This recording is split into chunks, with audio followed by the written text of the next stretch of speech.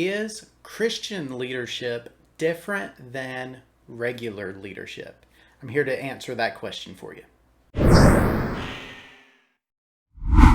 So, the whole premise of this concept is thinking that the way you would lead in a Christian or a ministry perspective, a church, a nonprofit ministry, whatever the case may be, would be different than how you would lead, say, a business or a team within your corporation. Are those principles and those concepts different? I'm going to give you a few examples and I'm going to show you why I don't believe they're necessarily different. John Maxwell, I've referenced quite often his phrase that leadership is influence. And when you think about the ability to be influential or to impact others, that really doesn't have a setting or a specific base in any way. That's something that can be practiced anywhere at any time. So from that perspective, leadership can be done or practiced anywhere. So when you're thinking about management, let's look at some management concepts. When you're leading a team and looking for feedback, you can do that in both settings. When you're trying to do team building or working on inner office or interpersonal communication, those are needed in both instances.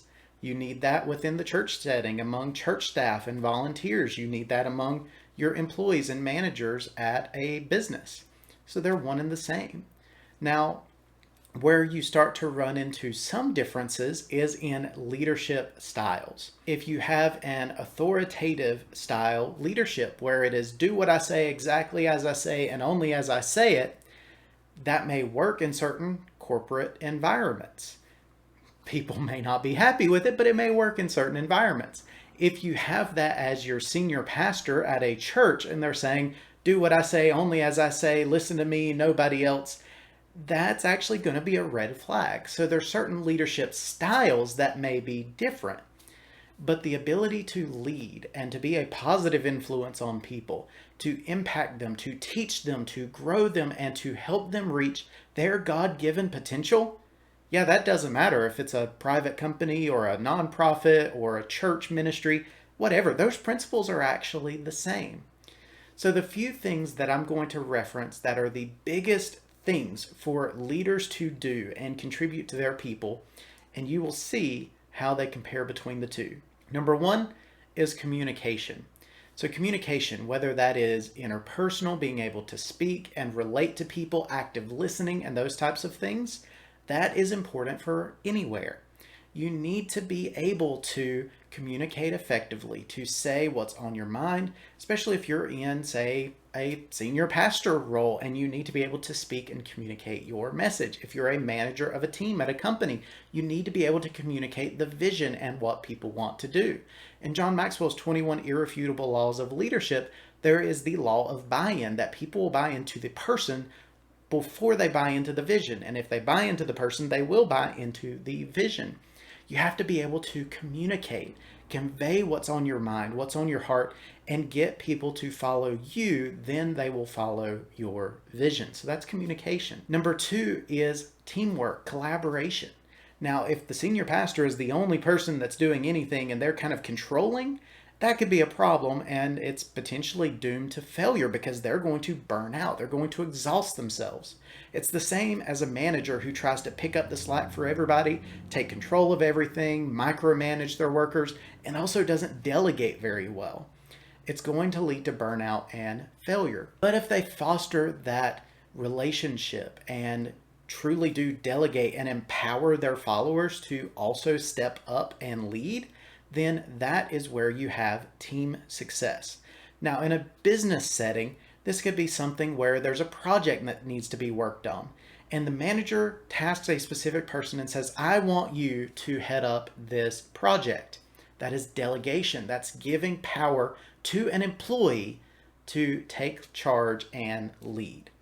In a church type of setting, this could be somebody who's a small group leader or who needs to maybe facilitate a specific event or a classroom, or maybe it's other pastoral staff or office staff, and they are given the authority and the permission to go and handle their area of responsibility.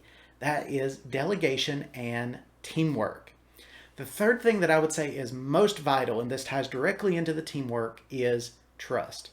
A team that is absence of trust is doomed to failure. If the manager cannot trust their employees and the employees cannot trust their manager, then it's just going to fall apart. That's as simple as I can put it. It's going to fall apart. But if a manager can trust their employees to get the job done, and the employees can trust their manager to do what's right, they will work together collectively to achieve their common goal. The same in a church setting. If you are in a church and the church members can trust the pastors, then they will follow and trust their guidance.